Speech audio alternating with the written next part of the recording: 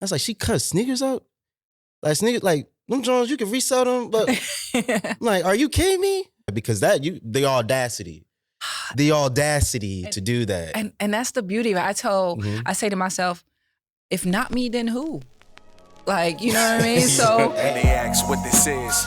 Tell them this is what the true black image is. One life collective, no black nemesis. One fight, protection of the black premises. This is black privilege. When they ask what this is, tell them. Welcome to the Black Privilege Podcast. Welcome to another episode of the Black Privilege Podcast presented by the One Life Collective. We appreciate our audience for tuning in. And we're excited. And I know I use that word a lot throughout the seasons, but we are excited to have a very, very special guest today. And I'm going to toss it to my left. We got Des, a.k.a. FlyKickz. Hello, how you doing? I'm good. I'm happy to be here. And we're happy to have you here as well. Go ahead. What's up with the rest of the collective? It's Matt. What's good? It's Baba. What's good? I got a quick hold on. I'm going to just pause real quick. Matt, is this what you're going to be doing? Like with the glasses? Is this like your moniker? This is like the staple? I mean, it is what it is. What's it? You're giving me black people, like black power vibes. I'm just... Oh, with the hair and all? Oh. Yeah, I guess. So what's good with you, Danny? How you feeling, my guy? I'm straight. It's tax season. I'm kind of pissed. Let's talk about that for a moment, bro. Here we go. I just got my joint back, and I don't know. I haven't been getting much back. Yo, so no, I owe them, motherfucker. Oh, you owe okay. them. Oh, my bad. No. They do say don't complain. Somebody always got it worse than you. Worse than you. So I bet. Yo, with FlyKickz, you said like you either lost or did you gain? I'm good. I mean, yeah. I can't talk to you, man. I got Danny, I'm on your level, bro. Yeah, I'm on your level. I feel that. But all right, we'll kick it off with what we like to do each week, our mental health check-in. Mm-hmm. So on the scale of 1 to 10, how's your weekend? How you doing? So I'm going to start with you, Danny, because it sounds like you got some things to get off your chest. Before I started doing my taxes, I was at about an 8. I was having a good chill week. Very chill. Didn't work that much this week as far as like having to shoot anything.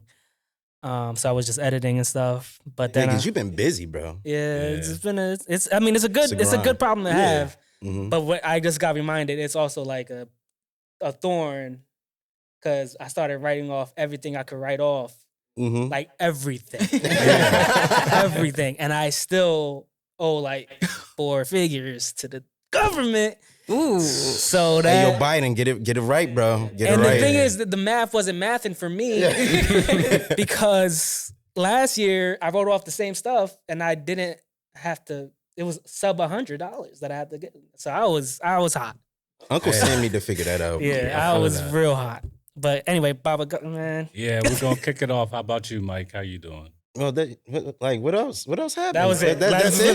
That's what he talks. You said it was at 8, so we got where it started. You know. All right, I will say, I know like last episode, I think I talked a little bit about like just mental like fatigue, just being like lethargic. Mm-hmm. Many times like you get into a mode where you just like, you're motivated, but then you hit like that lull spot where you're just like, so I had that kind of dissipate, which was great. And therapy is always one of the, thank you. Appreciate that. But I had therapy this week and that definitely helped kind of set the tone for the week. Yeah. And I was able to vent, but then also be able to recalibrate, refocus. And I think the remainder of the week was solid. There was no like super high points, super low points. And I think that's kind of a reminder of how I want to try to be internally, not to allow like external forces to like get me too high or too low, because then like I'm basing my mood on like external factors, not things that I've already, like. Yeah. So that was nice. And then this weekend, it was cool. I got to celebrate my Nana's birthday. She's getting up there, but like 93. Oh, that's amazing. Shout out. You know, put my Nana's age out there. What is wrong with you, bro? What they gonna do? I won't say your that. Nana, bro. like, Well, more life to her. It's a blessing. One life, more. You know what? You're right. It is a blessing. It is a blessing. It is a blessing. So I was able to celebrate that with her, with Mad and my uncles and whatnot, and they're all crazy. They all just, like when you get around family you haven't seen in a little bit, it's just like jokes galore, like everybody just making fun of each other. So overall, if I'm gonna rate it on a scale of 1 to 10, I probably give it like a solid 9. Mm-hmm. Yeah. What's up? That's good. Yeah. Des, how you doing? I'm definitely gonna roll with that 9.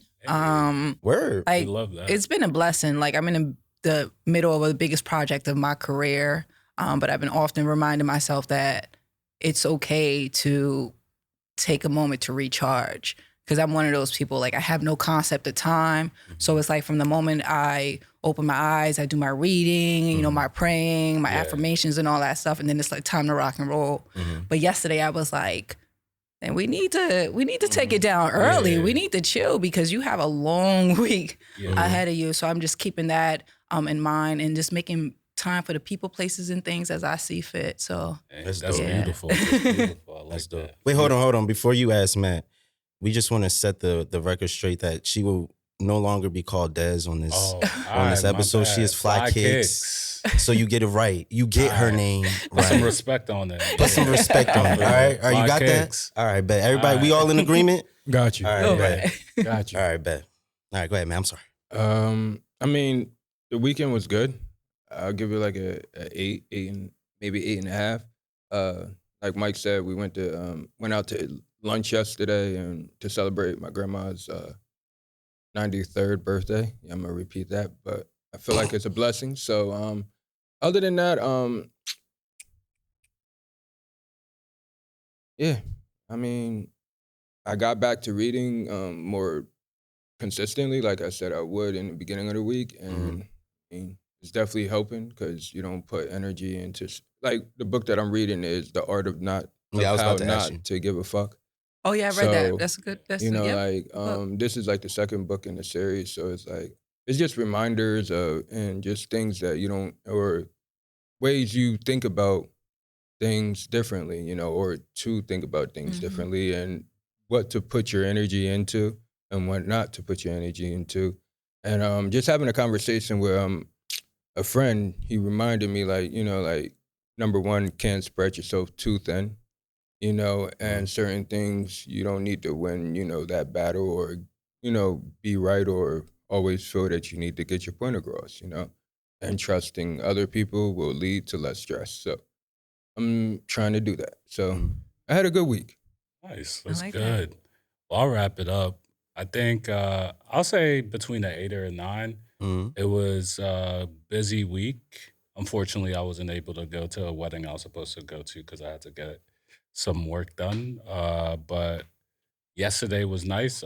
I got, finished most of the work I needed to get done. Then I've just been really looking forward to going. I'm going to a conference in Miami next week. I'm flying out tomorrow. So I was excited about that because, the weather been it's nice now. It's nice now. And that's why I was like, bro, it would have been so nice. It was still cold out here. Go there, come back. You can't finally, really flex it's nice. like you thought you was going to. You feel me? But overall, I'm excited for that. And it was a really good week. But that's all for our mental health check. So I'm going to swing it back to you, Mike. No, you did a great job. I appreciate that. Word. You just affirmations. Before you go on, I just had to say something to Vanessa Bryant. Make it a little bit easier for Kobe fans to get those sneakers. Like before you pass, you can go into the store and you can grab them at any convenience. But now I can't win on none of them. And then if you don't win, you got to pay 3-4 times. I don't got all that extra bread. So just make them a little bit more affordable for me. That's all I gotta say. Yes. Yo. What's the Matt? What's the notification you give when you don't win? Yeah. What is the notification? Your submission has not been selected. Yeah, we gonna have to hit that on the video once it's cut. The reason why is you don't understand how many people, when especially like Mamba Day, things like that, when people don't get selected, you see that on your story all the time. But it is what it is. I'm sorry, man. No, it ain't. You want a hug, bro? No, I'm good. But yo, put your make arms it around easier. him, because you've Come been holding on to that. It's all right, bro. Let This it is a out. place of healing. Let it This out. is Let it out, bro. It's all right. It's all right. Hey, yo, you'll be all right. One day. One day. I mean, yeah, I got it. All right, anyway. Yo, gotta stay positive for the audience. Stay positive. On a positive note, though, again, we want to shine a light on FlyKickz, and we're so glad that you decided to make some time to speak with us. And one of the reasons why we wanted to have you on is because we really love what your organization stands for. We love what you're doing in the community, and you know, as a woman of color, we definitely appreciate like what you're creating in the space and the maneuvers. You know, I should say essentially like the moves you're making to maneuver and to essentially like advocate for yourself in your space. So when I heard we were going to have you on, I was like, all right, that's amazing. So just to swing it to you, make it more of a personal thing so people get to know just a little bit about you. Talk about like your personal upbringing, you know, where you're from, and your journey from, maybe you don't have to get super specific, but like how you went from, you know, being a child, what you learned as a child from your parents, and how that's influenced where you are now. Absolutely. You know, I was born and raised in Trenton, you know, and it was just it was so amazing for me to be from there because it was so diverse. And to have my family, I have a lot of family that comes from Puerto Rico that moved to Trenton, New Jersey, you see what I'm saying? And then I have my father and our family, and my parents have been together for over 30 plus years. And it's been such a blessing to have such a strong family dynamics, you know, in Trenton, in a space where I was kind of able to be myself. I'm an only child, so I was always finding ways to be creative, finding ways to just have a good time and entertain myself. So going from a child to an adult, that was pretty easy for me. I was always moving at the beat of my own drum, like literally. It was like, I don't care what's gonna happen. I'll figure it. I'll figure it out. And as I grew as an artist, I from like 8 years old, I always knew I wanted to be an artist. You know, I remember my mother drawing my book report covers, and I would take credit for it. And then one day I got caught because the teacher wanted to have like a draw off between me and this other student. Oh, and I was she pulled your car real quick. So I was sitting there for like an hour and a half, and I was like, you know what? I didn't draw this. My mom did. But I remember those nights of my mother having 2 jobs, coming home and still making time to draw my book report covers. And it would be so mind-blowing that I was like, you know what?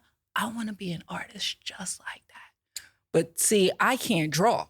It's like I visualize these ideas of what I want. I kind of consider myself a conceptualist. I figure out how to put the shapes together and make it look like something. But she just had a natural talent. And, you know, I call myself, what a lot of people don't realize, I call myself FlyKickz. I love sneakers, but I'm not the person that knows the ins and outs of every sneakers, the sneaker facts. I just know how sneakers make me feel. I have an ability to put on a pair of sneakers and it can take me to a moment in my childhood or a moment in my journey. And I remember with my father walking down the street, and my father's like 6'6". You know, I'm a kid at the time. And I remember looking down at his feet and saying to myself, if I had a pair of FlyKickz just like him, I'll be just as cool. You know, I've never acquired quite the collection that my father even has to this day, but it was important for me to become that energy, to become that cool. So I decided to call myself FlyKickz. And I remember keeping it in my head and not telling anybody. And my mother, one day, I was like, you know what, Ma? I'm thinking about customizing sneakers, because that's how I started, as a sneaker customizer first. And I remember her turning around and looking at me in the back seat, and she said, you know what, Des? Even as a kid, I kept you in a pair of FlyKickz. And I just knew that's who I wanted. That's who I wanted to be, you know. And I started FlyKickz in Queens, New York, where I live in my small studio apartment in Queens, customizing sneakers. And then at some point in my journey, I just wanted to do something nobody in the world was kind of doing. And I attribute that sense of freedom and that sense of like just going out there and get it because of where I'm from. I had always been convinced that if I could make it and survive in Trenton, that you could put me anywhere. I've lived in East New York. I lived throughout the different boroughs of New York. And I was just like, I got this. I've traveled by myself. I'm like, if they're from where I'm from, I'm good. And, you know, it's just been a blessing to be able to give back to my community. As much as they pour back into me, I can reciprocate that same energy. So yeah, it's just been about giving back and having a good time. And I feel like my purpose is I was created to be an artist. And I genuinely feel that with every ounce of my body. So it's like it's a crazy thing. That's beautiful, kind of knowing what your purpose is. Yeah. I think a lot of people like sometimes get a little bit lost, or some people don't like get to that point as early as you did. Yeah. But even so, I think what's beautiful about that is some people might have that inkling inside them, like what their purpose is, but might be afraid and don't lean into it as much. And knowing that, like a question I kind of have about, you know, you said that you've always known you were meant to be an artist. Did you have those moments where you're like, I don't know if I can do this? You know, like any times you were scared? Or like self-doubt type. Yeah, you know, when I first stepped on the scene as a sneaker customizer, you know, it was just me. I would go to events where it would be 10 to 15 people deep on one table, and it would just be me setting up my own table. And I had always had this look. I was like, you know what? I don't care. You know, they think that every girl has to be we have to dress in super baggy clothes. I'm wearing my cutoff shirt. This is who I am. And if they can't accept it, oh, well, it's not my problem. It's there. So, you know, but it was just like when I first stepped on the scene, I wasn't as confident as I am now. You know, now I say to myself, what they think about me is none of my business. But before it was just like, you sure you want to do this, Des? Like, you know, it's a lot of people and it's just you here, you know, and there's a lot of people who customize sneakers. Are you sure? But then I was like, when I transitioned from customizing to cutting them up, I'm like, I got this. You know, but you know, there are those self-doubt when you realize as an artist, we have to change that stigma of calling ourselves a starving artist because we're rich in so many different ways. But there were months when I was down bad. And I was like, you sure? But I was just like, listen, you know, a way is going to be creative for me. Just continue to remain consistent. But yeah, there's plenty of times I want to toss the canvas out the window. Many of times, you know, but it's just like I tell myself, you know, keep going because I am not going to allow anyone to take a style and get credit for a style of art that I created. So I'm going to push it to the limit. I love that. And I like what you said about like, you're talking about like this whole concept of starving artists. I know that's like, you know, pretty much self-explanatory. Essentially, if I get it correctly, like you're just saying like, you don't know how you're going to pay your bills, but you just want to chase your dream. Sometimes it gets frustrating. Can you dive a little bit deeper into that? Yeah, I actually was talking to someone the other day because they were like, you know, a starving artist. I said, there's nothing starving about me. And it has nothing to do with money.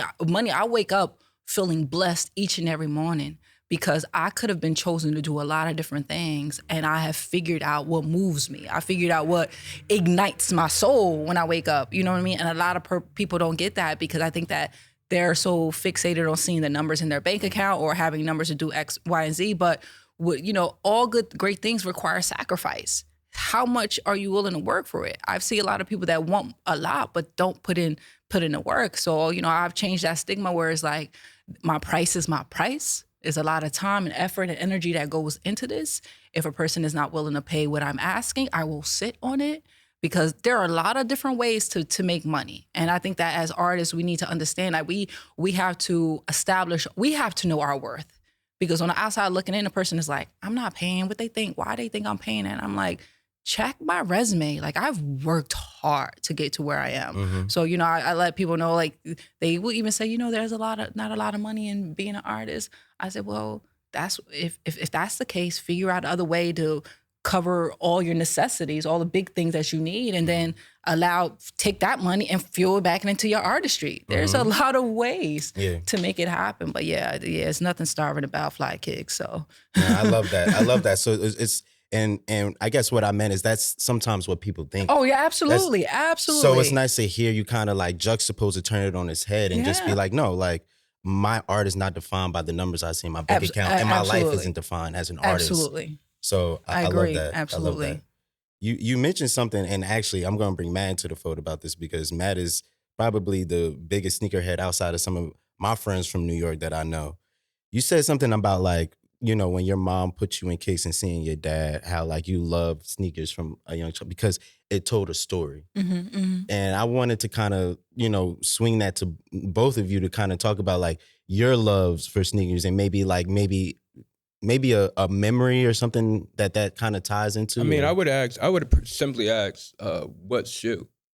Like, did you first put on your feet and it gave you that energy? Or was it just the fact that you wanted to, like you idolized how cool your dad was, so it didn't matter what shoe you had? Was there one that, stood out to you? Well, if anybody's looks at my work, you notice that I actually only feature Nike and Jordans in my work. And a lot of that stems from, that's all I remember. My father wears all brands, but that's all I remember as a kid, looking down and seeing the Jumpman or seeing the swoosh. And, that nostalgic feeling is why I incorporated it into my art. Now, I remember the first pair of sneakers I first brought myself. I'd made honor roll all 4 semesters, and they were giving out these, Trenton High at the time was giving out these like bucks to go down to like Capital City, one of those sneaker stores downtown. And I remember buying the True Blues for myself. And I was so hyped because I went in there because they said you could only use 1 coupon at a time. But I'm like, you don't understand. I really need, and I'm not going to even hold you. The sneakers they were like a half size too small. So I go, you made them work. These joints going to stretch. And it's crazy because now I still have those True Blues, but I cut them up and I put them in the shape of a 3 on this thing that I call a stash box. And I realized that I'm not going to, a lot of people wanted to buy it. And I was like, you know what? I'm not going to buy it because that was the first pair of sneakers I was able to buy myself because I made good grades and I was so proud of walking into the sneaker store to get them. But my go-to sneaker typically for me is Jordan 1s. Or, I always remind myself like, I am that one. So I like to put on a pair of 1s. Like that. But yeah, it's always just been kind of like Nike and Jordans for me. How about you, Matt? I mean, 1s, 11s.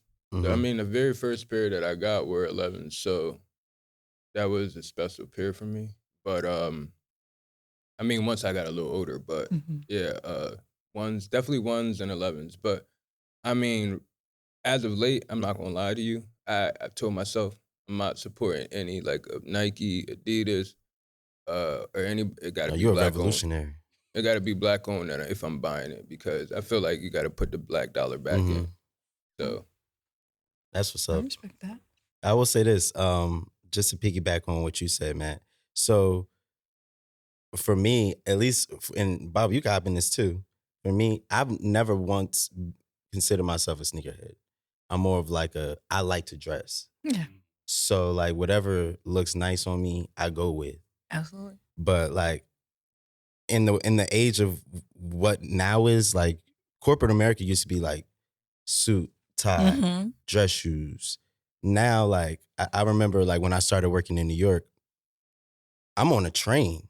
I'm not about to wear no, like, string-up shoes or some loafers to get to work. Like, the most comfortable thing for me was kicks. So that just became part of my outfit because I'm not about to, like, lug around, like, some dress shoes. I mean, I can leave them in my office if I want to, but, like, the sneakers look better with the fit. Yeah, it's true. The sneakers look better to, like, how do you? No, I agree with that. It's become more of the norm too. It's become normal. Everybody wears it. You can dress them up. What is it? Sporty but casual, sporty and rich up top, sporty down low, whatever it may be. But nah, I agree with that. And honestly, like when it comes to sneakers, I feel like the 1s do look the best. Like classic. I've tried, I don't know, I've had my pick of sneakers, and the 1s always just sit well. Jeans on top of it, whatever. It's the silhouette. Yeah, the silhouette smooth. Yeah. But yeah. And you had the audacity. So I want you to talk more about FlyKickz specifically, but you had the audacity to cut up sneakers. Oh, yeah.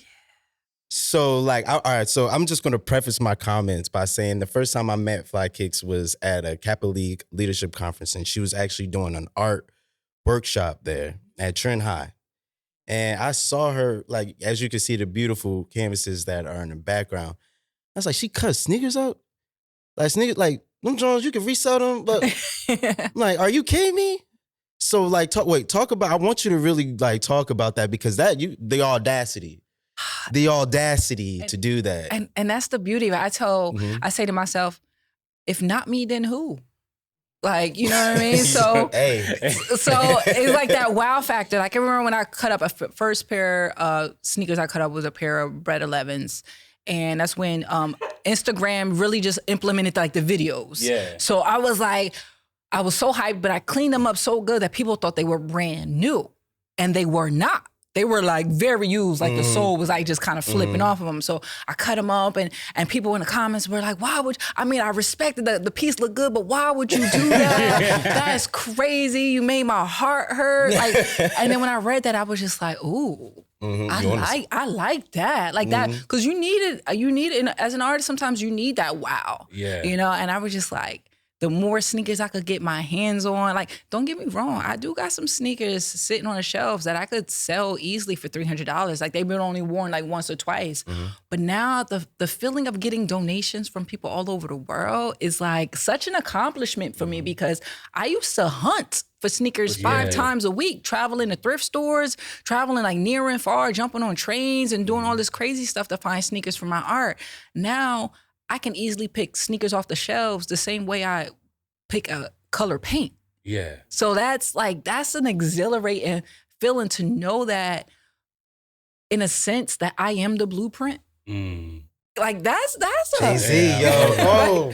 I'm just saying that's Wait, hold on, yo, I like that. I like that. She said, "I am the blueprint." Yeah, I love that. Drop that gem. All right, go ahead. Sorry, go ahead. That was fire. Go ahead. I'm sorry. Thank you. Yeah. So I mean, I know sometimes it hurts people, but that's going to be the things that's going to get my art in the spaces that I want, like museums. The fact that some people have never seen anything done like this before, and that just is my medium of choice. And I'm like, I have to just keep sticking with it. You know, there are a lot of people who don't understand it, but so many people have embraced my style where now they look at it as art, not just as art that appeals to the sneaker culture, sneakerheads, or sneaker enthusiasts. Now it's just art is art. So that. It's a fun feeling. I think that's amazing because at the end of the day, the best art is the one that moves your emotions, right? So, Mike, you saying like, you're angry, you're pissed off, but that's what you want the art to be. Then at some point you actually accept and you actually embrace in the beauty of it. But one thing I wanted to like touch on is you were talking about yourself as conceptualizer. And I wanted to kind of understand a bit of your process. So do you start with a concept and know the shoe you need? Or is it like you'll stumble upon a pair of shoes and now build the art around it? So how does that work? It depends. Like for some of my more in demand pieces, I already know what sneakers off top look for. I know that my go-to sneaker for a lot of different pieces might be Air Force Ones. Yeah, I actually feature Air Force Ones a lot in a lot of pieces. And then every so often, like, Jordan 1s. But a lot of times I build the idea in my head until I'm so confident to touch the canvas. Like I've already kind of like moved the pieces around in my head. Like, but I don't necessarily know what sneaker initially. And so like, for instance, like I have an idea in my head that I want to create an elephant, but it is only right that I'm going to create an elephant out of sneakers that feature cement print. Yeah. And then, so I'm like, you know what I mean? So I'm like, okay, these are the sneakers that I'm going to need for that. But there are times where I'm able to walk into a sneaker store, look at a pair of sneakers and take it apart in my mind and put it back together. And I'm like, that's the sneaker that I need to find now. Not at regular retail, like worn. That's so, but yeah, it's just a matter of just kind of me having these, I think I archive like a mental Rolodex. I archive a lot of different things in my head until it makes sense. And it pieces itself together when I'm doing something else. Because if I'm like, I need a new piece, it's stressing. But when I am, volunteering, there are times like I'm volunteering, picking up trash, and I'm like, I got it. That's what I need to do. And then, so yeah, it is a process, but I never just sit in front of the canvas like we have to create something because it never works out for me. It ends up being extremely stressful. Yeah, you're almost like banging against the wall. Yeah. It's like the shower moments where your best ideas come when you just chill. That's the truth. That's awesome. So what do you believe you would hope to like ultimately accomplish with FlyKickz? And speak on a little bit of things that you've done with your art in the past. And I also wanted to ask, like one of your favorite pieces? Because I know, like, being that you're saying, when people ask me, so you must have you got a following, so you know what the people want. But like in terms of what you've created, what is something that you're probably most proud of? As being an artist, I say to myself, it's always important to me to not create. I don't create for the people. I create how I feel and what I like. And if someone resonates with it, that's a plus for me, but to see that when I first started FlyKickz, I remember actually in the middle of the pandemic, I said that it's with my art, it's not how much I make from my art that matters. It's what I do with my art that matters. So in the pandemic, I decided I want to become an active volunteer. So I started volunteering for like these different organizations and delivering meals with Meals on Wheels, doing all these different things because I want FlyKickz to not only be known for great art, but for being a great individual, for giving back to the community, for creating these workshops for the kids and helping those in need. And ultimately, I want to be able to acquire a space that allows me not only to exhibit my work, but to host these free youth workshops and, to distribute lunches to those in need within the community, especially they're living in this community just like I am. And I want to be able to pour back into them and to be able to use my art. I've started something back in 2018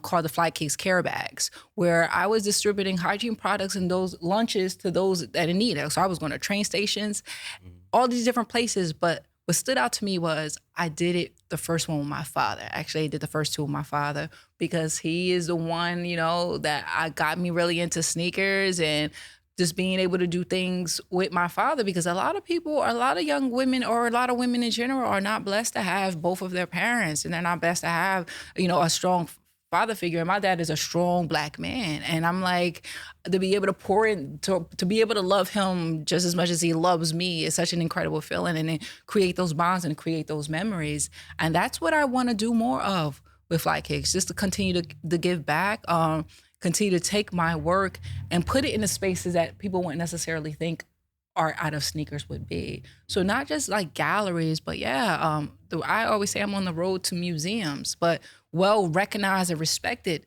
museums, because we have to be mindful of who we are aligning ourselves with, So I wanna make sure everything I do is done with integrity. I remember who I am. I don't lose sight of that despite the pressures of society. So I just want to continue to use my art to just do amazing things and just trust in the process, the trust that I'm going to be aligned with even great individuals such as yourself, that we can take each other to a whole nother level. Because that's what it's about. I love that speak on though. We're going to speak it into the air, you feel me? Yeah, so. That's cool. Well, speaking of, affirmations, I'm just interested in this. You work in the sneaker space. You use sneakers as art. What is like that dream collab that you want? You were talking about alignment. Who would you want to align with? So there are actually two things that I would love to do. One, I would love to be invited to Nike headquarters, because to just explore the canvas. Like, I want to be invited as they've noticed my work, they've seen what I do, and they respect it and they love it. So, we're meeting each other. I'm not just meeting them like as a fan. So I want to meet them as FlyKickz because they enjoy what I do.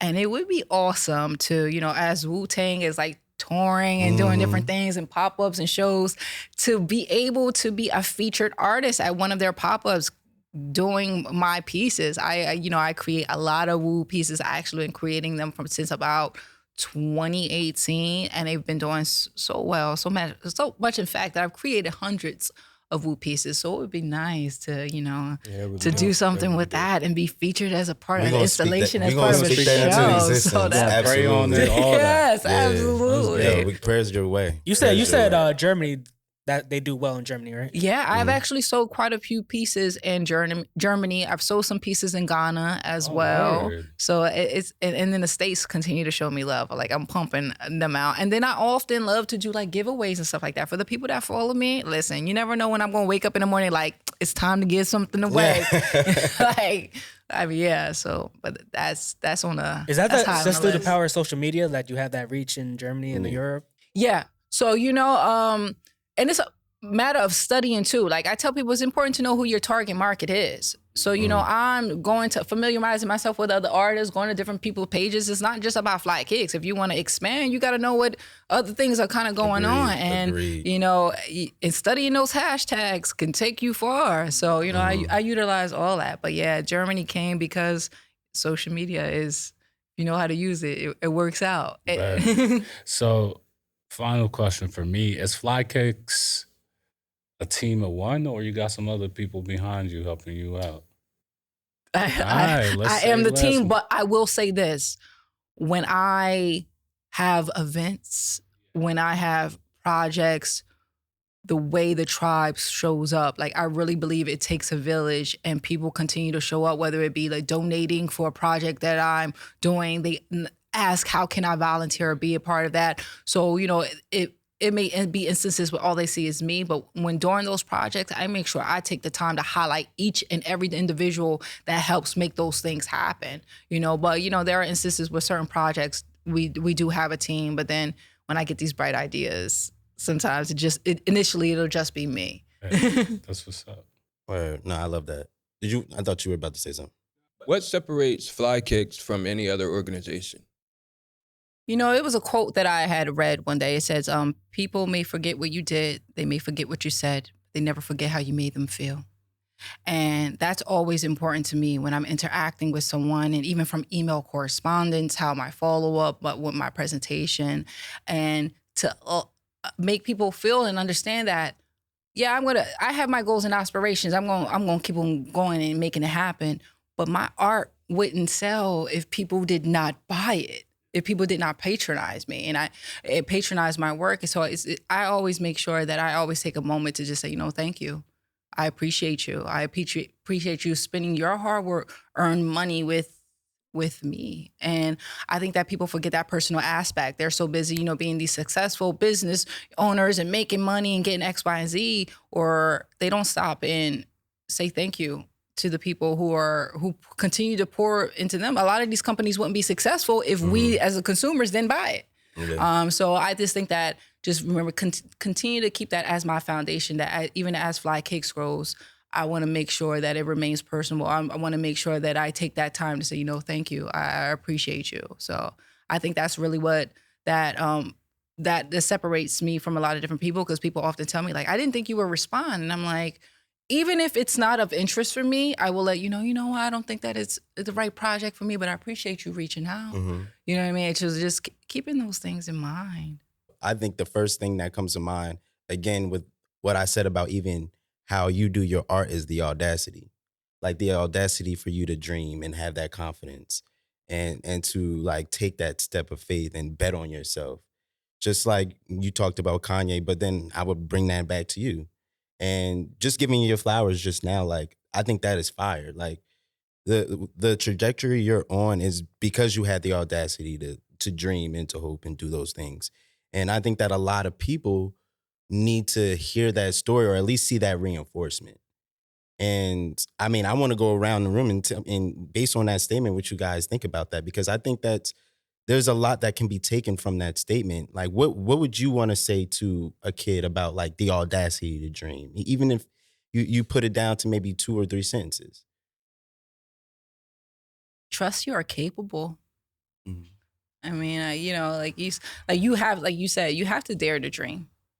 You know, and I know it may seem like a lot of people say, like, believe. You know, you just have to believe in yourself, but you have to equip yourself with the tools to believe in yourself. Like, I'm an avid reader, so it's like I'm constantly reading things that shows me, like, you got this.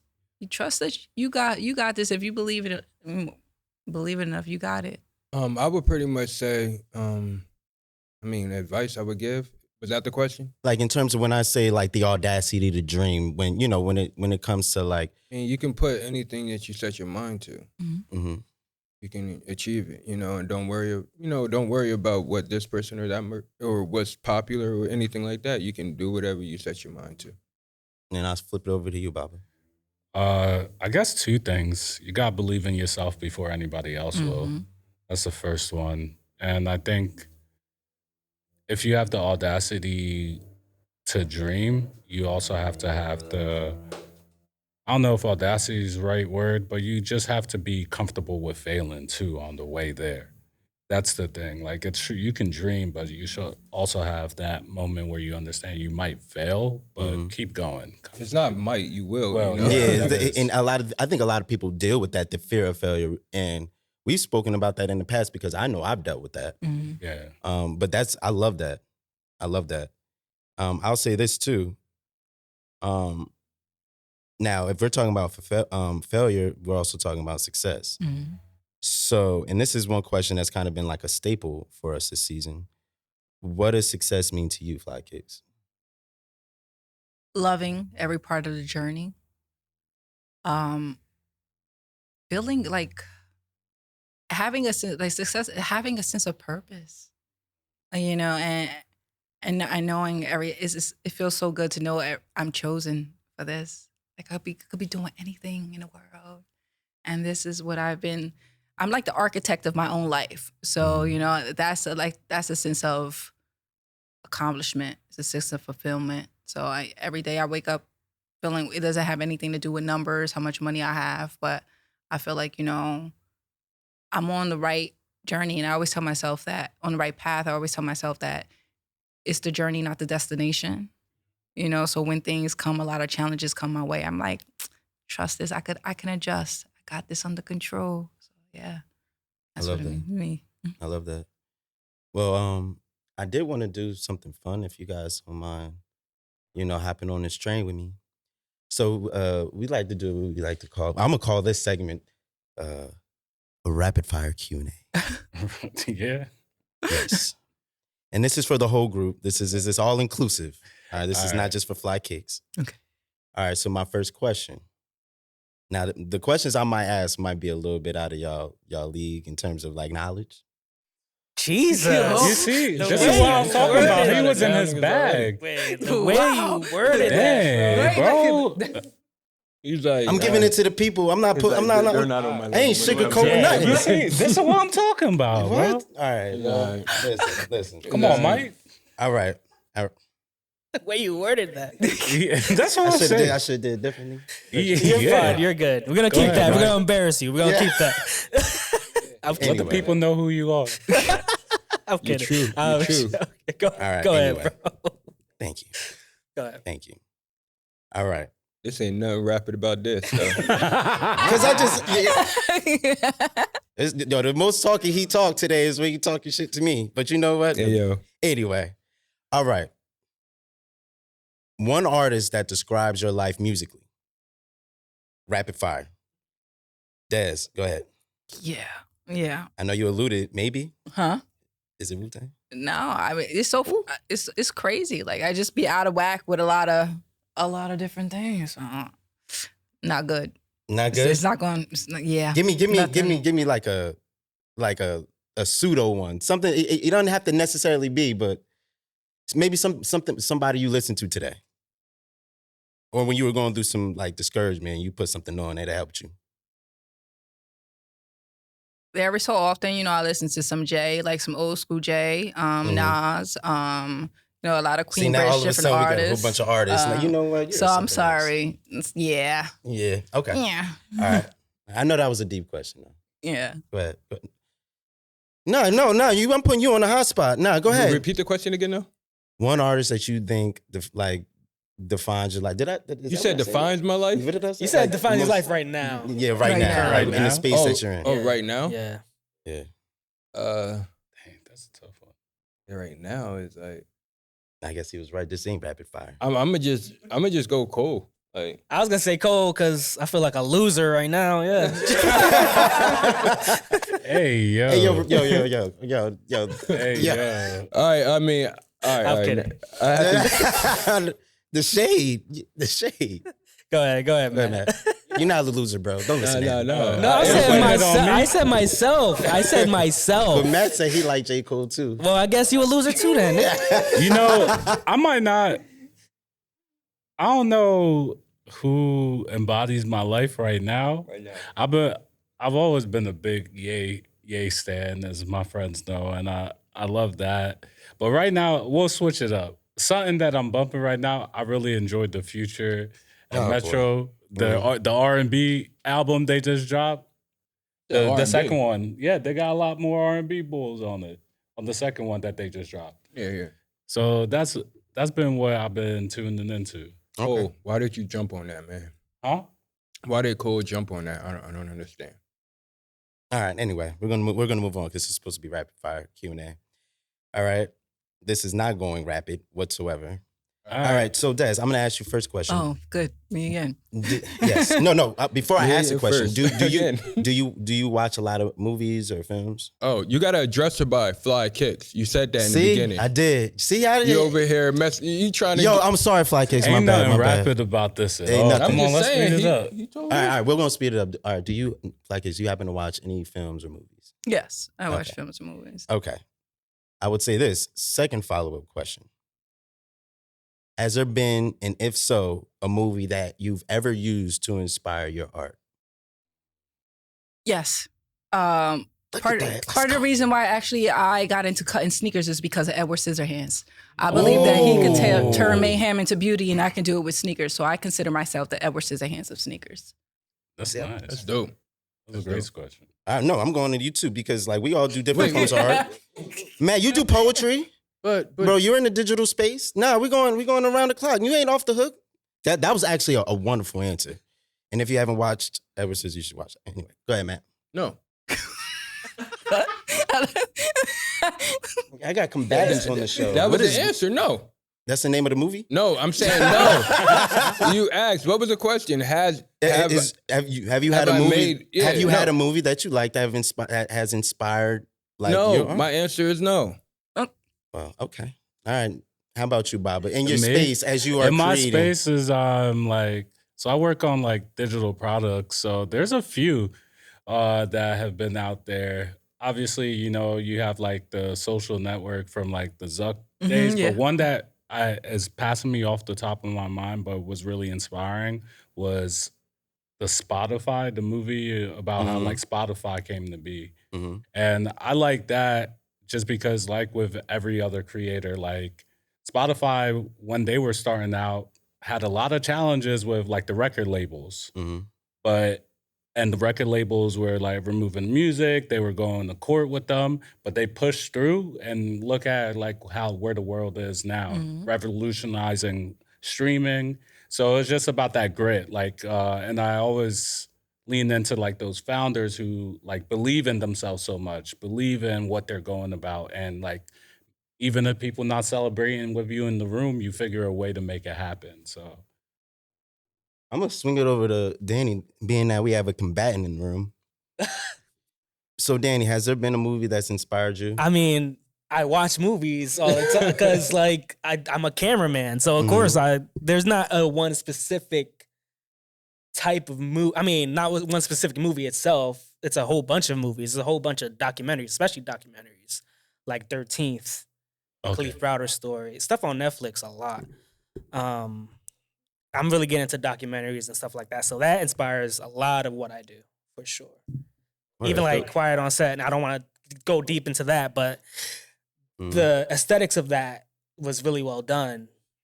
And just stuff like that. how about you, Mike? Ooh, I would say Right back at you. Brown Sugar. I know it's not something that's like, super like mainstream, but that's like one of the movies that like really like had me fall back in love with hip hop. And kind of like made me do more research because like many times like there's music. First of all, my parents didn't listen to hip hop. Everything that I've learned, at least up until this point, outside of like having just great friends who have a good ear, shout out to the Bars Only chat, but was self-taught. Like my parents were in gospel, like they, like there's still this stigma about hip hop. But like watching that movie, it was a way to just like bring like a happiness, a joy to it, and the fact that they akin it to love, like a love story. Yeah. That's what I loved about it. And with me, I think that like that's how I approach art. I want people to like when we do this podcast, like anything that I create moving forward, I want there to have like a degree of love, just like they love hip hop so much. Right. You sound like you wanted to jump in. No. Okay. I agree. Yeah. So that's for me how I feel. I actually do have a rapid Q&A though, but this is specifically for FlyKickz. All right, cool. Oh, cool with that, huh? Yeah. All right. Here we go. It'll be rapid this time for sure. This time it will be rapid. All right. Yo, this is going to be a countdown. Maybe we can. So you don't this. see, you never, with me, You can time it. might. Let's see how quickly I actually do How this. much you trying to give? Like a minute, 2 minutes? What? No, we don't need that. Oh, okay. I think I can do it in 20 seconds. All right. Oh, Yeah, okay. put the timer on. I will, We're going to need absolutely. that. All right, let's get it. Okay. I'm going to give All you right. 30. 30 seconds? All right. Starting, Look at you believing in me. starting now. 1 Mississippi, 2 Mississippi. Did you start already? Yeah. Oh, okay. All right. Ice cream or sherbet? Ice cream. Favorite flavor? Mint chocolate chip. Okay. Not mad at that. Okay. In terms of material, Mm-hmm. leather or velour? Leather. Okay. Air Forces or Air Maxes? Air Forces. Okay. And what color is your favorite? Or do you have like a collab that you like? Because I cut them up and I customize. I just like a plain white on white. So I Plain can do white what on I white? want. Okay. Oh, so the world's your oyster. You can create. Yeah. Okay. Yeah. All right. Now this is being that like you create a lot of Wu-Tang. Yes. Favorite artist within the Wu-Tang clan? Method Man. Choice. Hey, did I do it? Yes. Let's go. You're good. Let's go. All right. So I'm gonna take it a little bit more serious. And we've started asking a lot of our guests this. Being that our podcast is called Black Privilege Podcast, we would like to know, based on your opinion, what do you think Black privilege means to you? For me, it's a privilege to be in the skin that I occupy. Like I take pride in where I come from. I know there's a sense of, it feels like a sense of excellence, innovation. Mm-hmm. We are trendsetters. We set the trend ultimately, and I think that it's important to realize is, yeah, this is how you look, and that is beautiful. That's a beautiful thing. So yeah, I definitely to let myself know that, especially because I am biracial. It's always funny that people don't realize that even in Black individuals, we come in many shades. There are people who are very fair. That does not define how Black they are. We should not have. We also should not have to choose. So we're just taking pride in where you come from and where my family comes from, and being proud of my upbringing. Yeah. So it's definitely a sense of pride in that. I love that. Yeah, we've definitely appreciate you for coming on. Thank you. You guys have any other last words that you'd like to give to the audience before we? I just thank you for coming on. It's my pleasure. Thank you for having me. All right. Well, I love you all. I appreciate you. Shout out to the video god, Danny himself. And we want to tell everyone who is tuning in, thank you so much for tuning in. We hope that this conversation brought to light inspiration, motivation, and we hope that these words that we've spoken amongst each other have been beneficial. And we're going to sign on out.